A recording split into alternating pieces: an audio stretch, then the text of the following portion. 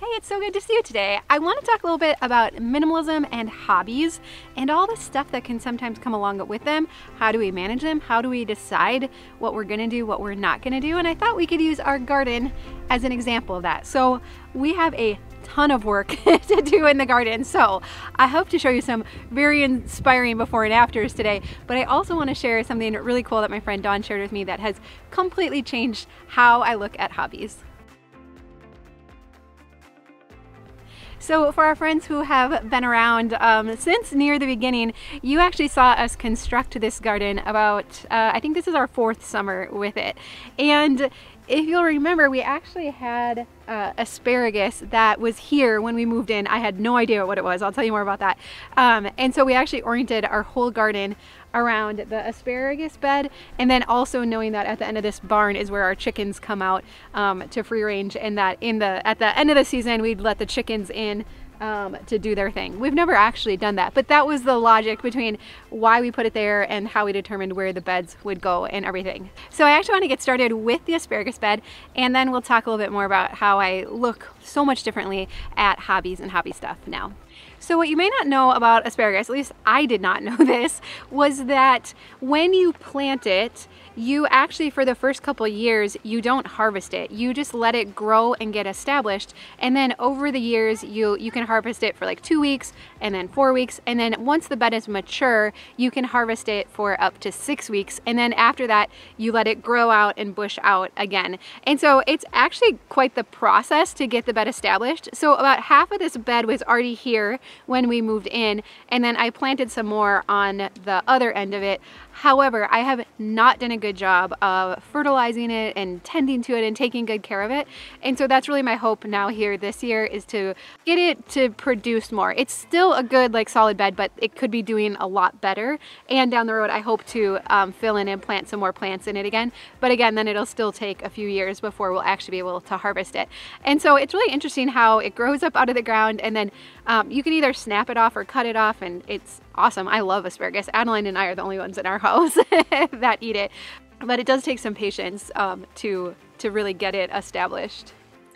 But I've been thinking about this idea of how to simplify life lately, and I read something that was so good. It said, if you're trying to simplify your life, don't grow horizontally, grow vertically. And so when we apply that to things like hobbies and crafts and sports that we might be involved in, or different things that take our attention, I really like this idea of picking one thing that we would really do well, because I think we can all relate to that experience of feeling like we get too many things going and we don't do any of them well.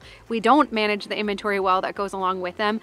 We feel like we're spending money on things, we don't end up using it. It's just so much to manage, right? And really it ends up with a lot of guilt. And what I had noticed around our garden is we had built this beautiful garden, right? I mean, this is awesome. This is a garden that, like, many people would love to have, right? Like, we have the raised beds, it's fenced in so animals don't get in and everything. And here I had this beautiful garden, and the last few years I didn't do a good job with it. Like, I have not done a good job tending to it and keeping it weeded and taking care of the asparagus. And you can see the strawberries have, like, completely taken over where they are.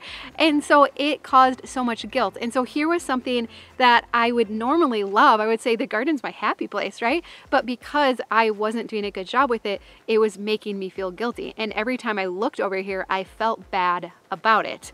And so I'm like, well, that's not right. Like, when we take on these hobbies and these different things, we want it to be something that's enjoyable, helps us to relax, helps us, you know, just to have something to be passionate about and look forward to. All right, we're trying to get, I don't know, we call this pigweed. I don't know what you all call it.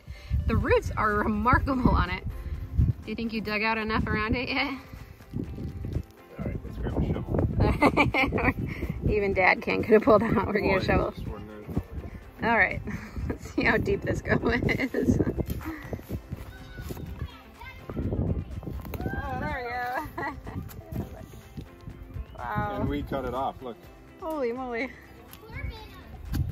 Oh, wow. Yeah. I wish our veggies grew as well as this does. Look at that. That's crazy. That's crazy. My friend Dawn is really good at reframing things, and I've heard her sometimes say, she'll say, oh, I should do this, or I should, and she would say, I mean, I could. And I'm like, that is such a better way to look at it, right? I could craft, and I could do lots of other things. I could sew. I mean, I'm interested in a lot of things. I could do DIY projects. I could spend a lot more time researching homeschool curriculums and finding out more about that. I could bake more. I could spend more time with family members. I could archive the history of our family more. There are so many things that I could, and in the past I felt like I should do those things, and now I'm realizing that I have a choice, and when I have a singular focus, like the garden, it's so much more enjoyable. So I've just decided for myself, I'm not gonna try and do other crafts or projects or different hobby things, that our garden is going to be it. So even in the winter in Minnesota when you can't be gardening, then my hope is to be researching. Like, how do I take better care of my asparagus? How do we grow better tomatoes? How do I get a pumpkin to grow? Because we have still never been successful even growing a pumpkin, right? And I can be planning and I can be learning, and that sounds so enjoyable to me. And so I really love this idea of being able to go deeper vertically in one area instead of spreading ourselves so thin. So we can talk a little bit more while we're working in the garden today about what that might look like if we've acquired a lot of stuff for these different hobby things and craft things that we do. But I'll tell you a little bit more about our garden. So what we found is that the soil that we put in these beds, it was just like from the fields. The kids are going by on their bikes, it's like squeaky.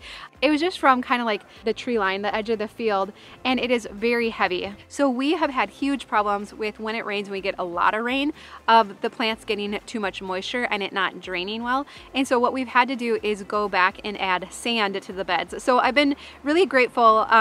There's a gentleman, he was actually a friend of my grandpa, but he would come out and he would teach me things. He actually brought the asparagus too that we planted and some of the other plants we planted, the strawberries. And so he would tell me, he would say like, you just need to mix some sand in. So we mixed sand into 3 of the beds last year, and we're noticing this year now, the tomato bed was one of them, that it made a huge difference. The soil doesn't get compacted. It's so much easier to pull weeds, and it helps the water to drain so the plants aren't sitting in so much moisture. And so we're gonna do that to all of the beds this year. The other thing I've decided, because weeding is our nemesis, we're really fortunate we haven't had really problems with like bugs or diseases or anything like that in our garden. It's just weeds, good old-fashioned weeds. So I did decide this year that we're gonna put fabric down, landscape fabric. It's not my first choice. I've tried to do like paper bags and newspaper and stuff in the past, and it did work pretty well. But I decided like this roll of landscape fabric was $10. It's like the least expensive stuff you can buy, and it'll cover 4 beds. And so I'm like, $2.50 a bed. To me, that's worth it not to have to weed so much, because I would rather be spending more time like tending to the plants and taking care of the plants and not so much time on weeding. So I did decide it was worth it. It was a little bit of a pain to plant the plants once the fabric was down. And like with the tomatoes and stuff, I would normally plant them much deeper, but it was just kind of hard to dig it out with the landscape fabric, so they didn't get quite as deep as I normally would, but that's okay. And like for the tomatoes, we bought those already started because it's such a short growing season here in Minnesota. In the future, I would love to have a greenhouse. Like, that's what I think too. Like if I'm sticking with this idea of like growing vertically, not continuing to spread myself too thin, I think it would be super fun to talk Tom into building some kind of greenhouse structure or adding something onto one of our buildings that could function that way. And then I would definitely start my own seeds, and I would love that. And then we could start the gardening season sooner, and I think that would be so cool. And then we come in to take a break from the garden and we all hang out on here. Then we don't go back. Yeah. Until you tell me to get off your pillows. Yeah. You're like, don't touch the pillows. Just stop it. So thank you to Allform for sponsoring today's video. We've had our Allform sofa for about 6 or 7 months now. And to be completely honest, I was very skeptical of ordering a couch offline, getting it in boxes, and having it be anything of quality. Yeah. But you were pleasantly surprised. I was pleasantly surprised. So Allform is a company that makes modular chairs and sofas, and that's the beauty of it, is that you get to go online and you decide what configuration do you want, how many seats do you want, what color do you want it to be, do you want to do this fabric that's stain and pet resistant, or would you rather pick one of their leather materials? It's like a woman's shopping a dream, where you just get to like pick out all the things, exactly what you want. So. I think guys like that too. Okay, good. They just don't always know if it's okay if it shows up in multiple boxes. but it actually turned out to be very convenient, especially if you're on like a second floor, taking it up to a second floor, because each box was very manageable. But then once you put it together, it is super solid. Yeah, our kids pound on this couch every single day. This is the couch that they wrestle on, they sit on, they read on. They are very abusive to this couch. And we normally wouldn't let them be, but we figure we have to do our due diligence to fully test it out. It's held up completely. I think we may have got one small, well, the kids may have gotten one small little stain in it, but it came out. Yeah. And the material wears wildly well. I don't see any wear in the material. Yeah, exactly. And Allform is a sister company to our Helix mattress that we love, and so of course they give you 100 days to try it out, test it out. It's made in the US and shipping is included if you live in the US. So we are so happy with our Allform sofa, and like Tom said, sometimes you just come in and then you don't want to get up again to go back out to the garden, but it's not going to plant itself, right? Well, you might plant it while I'm in here. Yeah, that's true. We have a link down below where you can save 20% off of your purchase, so you can find that in the description. But otherwise, all right, let's get back out to the garden. And yes, I often use a spoon to plant. I inherited that from my mom. The shape of it is actually really nice for digging, and I only wear garden gloves if something's like prickly or something. Otherwise, I like to touch the dirt and like get my hands in it. So my nails will be dirty for the next few weeks, but to me, it's worth it. And I don't cage the tomatoes. We do like a trellis. So I will add, so Tom kind of has this A-frame here, and then I'll go through and add string, and then we just kind of wrap the tomatoes around it. But I will get some string up so that as they start growing, then they'll have a little bit of support. I did, as I was planting these four, they were much taller. And so of course the concern when you buy plants that have already been started in a greenhouse is that they haven't had to strengthen because they haven't been out in the wind and everything. And so like the wind was already starting to blow them over. So I did stake the four that were the tallest just because I didn't want them to break off. So I'll leave those stakes for now. And then Tom is gonna build another A-frame thing in that other tomato bed as well. And then we have a variety of different plants. We have some Roma and what are all the different names? I did get 4 cherry tomato plants, which was probably way too many. But I put those at the far end because I know they'll kind of take over, but we'll see. It's probably way too many, but they sell them in a 4-pack, so what are you supposed to do? And then the other bed, we have cucumbers. So the same gentleman that had been helping with the garden, he had created these kind of like trellises, and he used them for different things. I think he actually has grown some really monster tomato plants he used them for. I'm not there yet, I'll get there. But we decided to use them for cucumbers, so we trellis up our cucumbers and train them up. I like it as far as like conserving space in the bed. We have 24 tomato plants in that bed now. I don't know if the cucumbers grow quite as well when they're growing upward. Again, not scientific at all, just kind of what I've noticed. So we're gonna try it again this year and then and see how it goes. And if it still doesn't seem to be working super great, then we might try a different approach to that as well. And as far as like getting the kids involved, they all help and they kind of like come and go through it. I don't make them help for long stretches of time. If they start to seem like they're getting crabby or whatever, I'll be like, go play for a while, and then you can come back and help again. But naturally, they usually start to kind of wander over on their own, and they all just kind of willingly help. So I'm trying to keep that curious spirit going and not make it you know, too much of a chore. But there are times where I'm just like, everybody in the garden, we're weeding, and that's what we're gonna do. So right now we're actually kind of ahead of schedule with this, which feels weird. Usually you just want to have it in like kind of here, the rule of thumb is like by Memorial Day, and so we're doing pretty good on time so far. And so so I wasn't recruiting them too much. I actually find it really enjoyable to be in there like by myself and doing things sometimes just by myself for peace and quiet. So when I need help, I'll recruit it, and they do enjoy helping with it, but you'll kind of see them like wander in and out of it. And then, like I said, the strawberries took over, right? Like anybody who knows strawberries, like they grow like weeds, which is kind of cool because they're actually super easy to grow. So I feel like that's one of my successes, even though I haven't really done anything with it. But they obviously sprawled outside of the bed too. So I wanted to transplant some over to the end of our rock bed because I just didn't really have anything good in there, and we didn't need necessarily more garden space right now, and so we're transplanting some of them to the rock bed. This is the wrong time of year to do it. We should have done it much sooner, but we just didn't have it ready, and so I don't know if they're actually going to live or not, but I just kind of figured we didn't have anything to lose. They were just growing outside of the bed anyways, and so we tried to like get as much of the roots, and because they were growing in mulch, they actually pulled out kind of easy.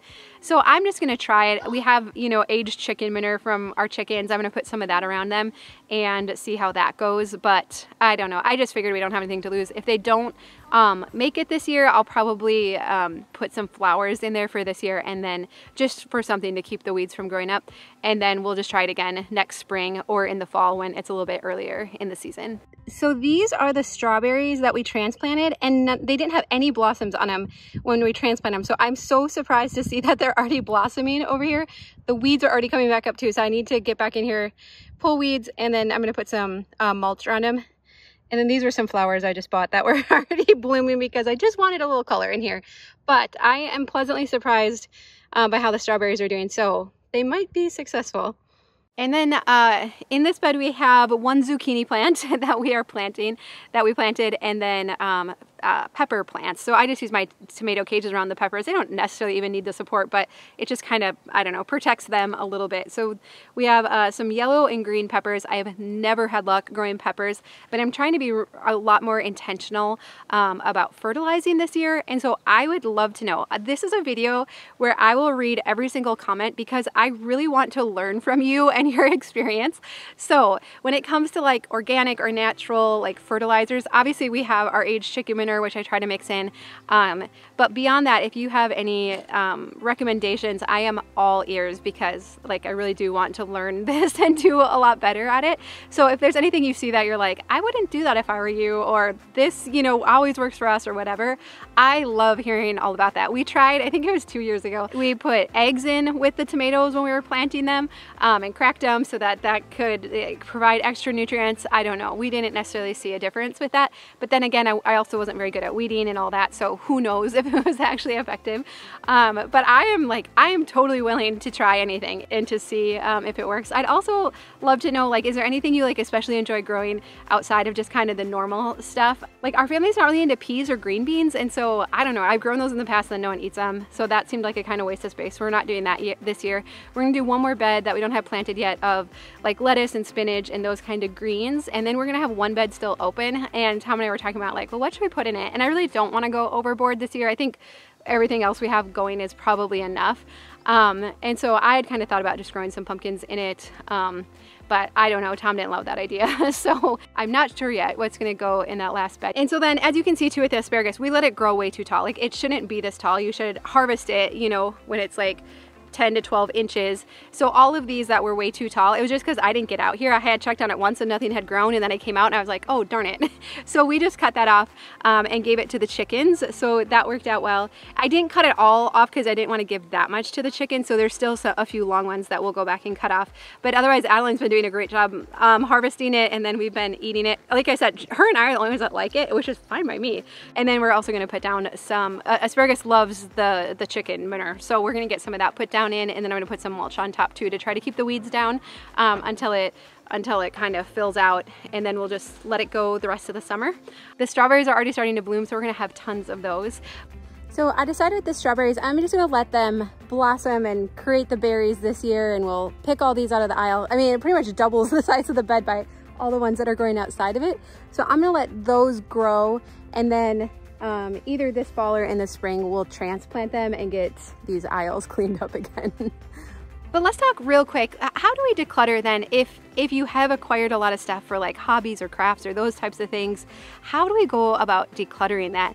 And I think what's been helpful for me, because I've gotten rid of lots of like sewing things and different craft stuff, what's been really helpful for me is just to be really realistic about what the season I'm in. And what I realized was I always thought like, oh, when the kids are a little bit older, or when this happens, then I'll have time, then I'll do it more. And I realized that that never actually was happening. I was never getting to a point where I had more time to sew, or if I did have extra time, then that was my current priority. I actually found that I was more interested in learning new things, or since we moved out here, you know, being outside, growing flowers, working in the garden. And so I just want to give you permission that it's okay to look at the past and the stuff we've acquired as a learning experience. None of us could have known for sure if it would be a lifelong passion or not. I mean, there's just a lot of trial and error when it comes to that kind of stuff. Or maybe we used to do it with a group of people, but now that group doesn't exist anymore, right? So there's a lot of variables. And so I just want to give you permission to let that stuff go.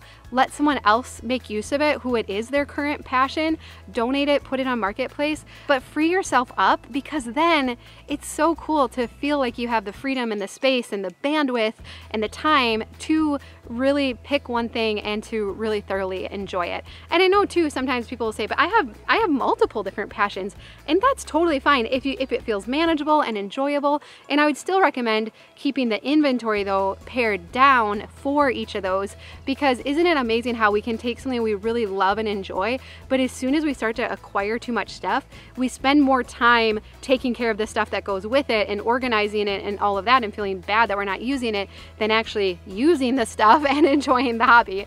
So that's been really helpful, just to kind of be like, you know, it's a learning experience. Seasons change. Just because I enjoyed something in the past doesn't mean that I have to still enjoy it. Like, our tastes can change, and that's totally fine. But there's so much freedom in just being willing to let that stuff go and just keeping and managing the stuff that we're using here right now today.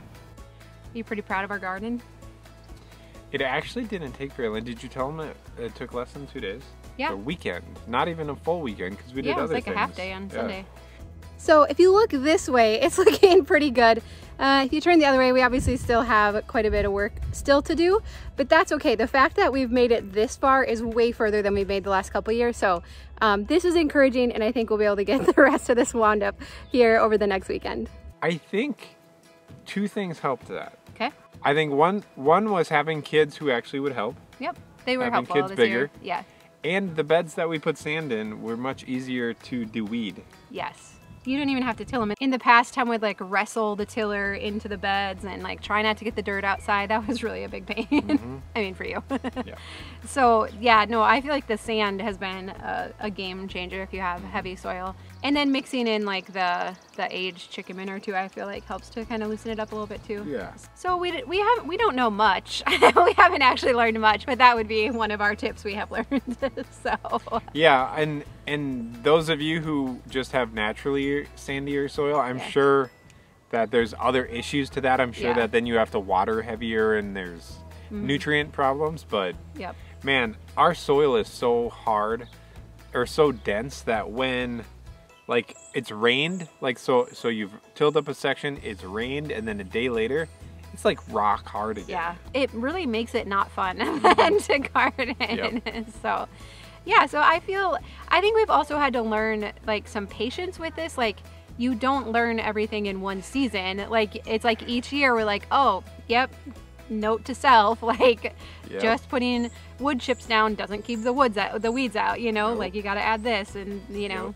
So I think being a little more patient with ourselves too is probably good. So I'm looking at more as like a long-term project now. We still have these beds to tackle. These are actually honeyberry bushes.